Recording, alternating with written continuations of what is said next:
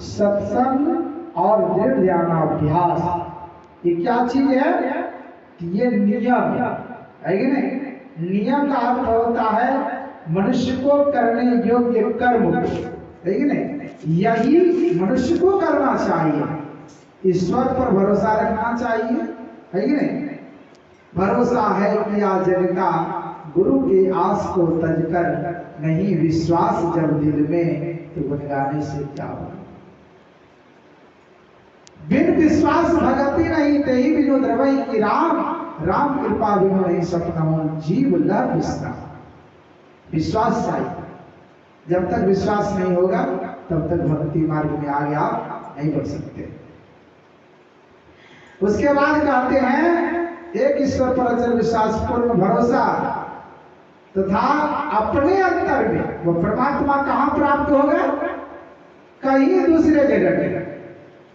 अपने शरीर के अलावे कहीं आपको परमात्मा का भेंट नहीं होगा, मिलन नहीं होगा, प्राप्ति नहीं होगी। कैसे? जिस कारण से आपको यहां घर बैठे दर्शन नहीं हो रहा, यह कारण जब तक आप पर लगा रहेगा। सही स्वामी जी महाराज कहते थे कि संसार के किसी भी कोने पर आप चले जाइए, जब तक वह कारण आप पर लगा रहेगा तब तक आपको ईश्वर दर्शन नहीं होगा। और यहां अगर आपको दर्शन हो गया, घर बैठे दर्शन हो गया, तो हर जगह आपको वह दर्शन होते ही रहे। सदगुरु की निष्कपट सेवा। कल आप लोगों की कपट के बारे में आप लोगों को सुना रहे थे। तो निष्कपट का अर्थ होता है कि कपट रहित, आपके अंदर में कपट नहीं होना चाहिए। कपट छोड़ करके गुरु का सेवा कीजिए और सत्संग कीजिए। सत्संग कैसे कीजिएगा? तो दो तरीका है सत्संग का। ये अभी आप लोगों ने जो सत्संग सुन रहे हैं, ये बाहरी सत्संग है। यह सत्संग आपको प्रेरित करेगा ध्यान करने के लिए, यानी आंतरिक सत्संग करने का, प्रेरणा प्रदान करने का यह काम करता है बाहरी सत्संग। आंतरिक सत्संग है ध्यान अभंगा। अभंग का अर्थ होता है जिसको अखंड आप कहते हैं, है कि नहीं? रामधुनी अखंड होता, लेकिन खंड होता। अखंड वह होता है सदा निरंतर, जब से स्टार्ट हो चलते रहे, कभी छूटे नहीं, कभी टूटे नहीं, बीच में टूट नहीं जाए, वह होता है अखंड। तो कहा सत्संग आपको करना पड़ेगा, आंतरिक सत्संग भी करना पड़ेगा और बाहरी सत्संग भी करना पड़ेगा। दोनों तरीका से सत्संग जब आप कीजिएगा मनोयोग पूर्वक से, और उसके बाद कहा दृढ़ ध्यान अभ्यास, ध्यान करने का अभ्यास कीजिए, वही है आंतरिक सत्संग। और हम लोग तो देखते हैं कि आप लोग आईवे नहीं करते हैं। हम लोग क्या करेंगे? घर से बुला बुला के तो नहीं लाएंगे। आप लोगों को छुट्टी नहीं मिलता है। छुट्टी एक दिन जरूर होगा, है कि नहीं? किस दिन छुट्टी होगा? श्री सदगुरु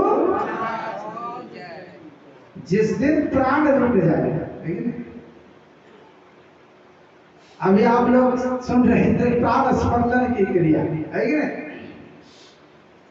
योग वासिष्ठ जो है, वशिष्ठ मुनि और भगवान राम का संवाद है उसमें। योग वासिष्ठ ये ग्रंथ है, वशिष्ठ मुनि का लिखा हुआ। तो उसी में आप लोग सुन रहे थे कि प्राण का जब स्पंदन होता है, यानी प्राण और वायु, श्वास की गति दोनों मिला हुआ, मन, प्राण और वायु, ये तीनों मिश्रित है, मिला हुआ है, एक दूसरे को नहीं आप अलग कर सकते। तो कहा कि इसके लिए अनेक संप्रदाय में प्राणायाम क्रिया करते हैं लोग, तो वही करते क्या, कुंभक की क्रिया करते हैं, रेचक की क्रिया करते हैं, है कि नहीं, अनुलोम विलोम करते हैं। अनुलोम विलोम करने से क्या होता है, धीरे धीरे धीरे धीरे धीरे धीरे श्वास का साधन होता है। और जब श्वास धीरे धीरे धीरे धीरे कम होगी, और हमारे गुरु महाराज कहते हैं कि यह स्वतः हो जाएगा, करने का जरूरत नहीं पड़ेगा। केवल आप धड़ मस्तक सीध साध आसन आसना, केवल आप सिद्ध आसन से बैठ जाइए, सिद्धासन से सीधा होकर के अब बैठ करके कुछ देर आप अगर उस मानस जप का स्मरण करेंगे तो स्वतः आपके अंदर में श्वास की गति धीमी हो जाएगी।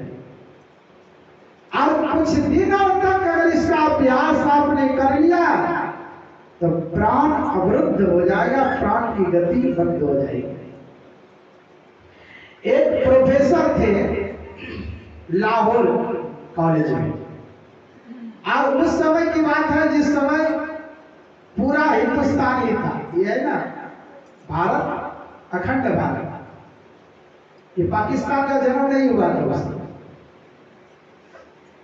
तो ये भारत से पाकिस्तान अलग नहीं हुआ था। उसी समय लाहौर कॉलेज में पढ़ाते थे एक शिक्षक, और वह ईश्वर भक्त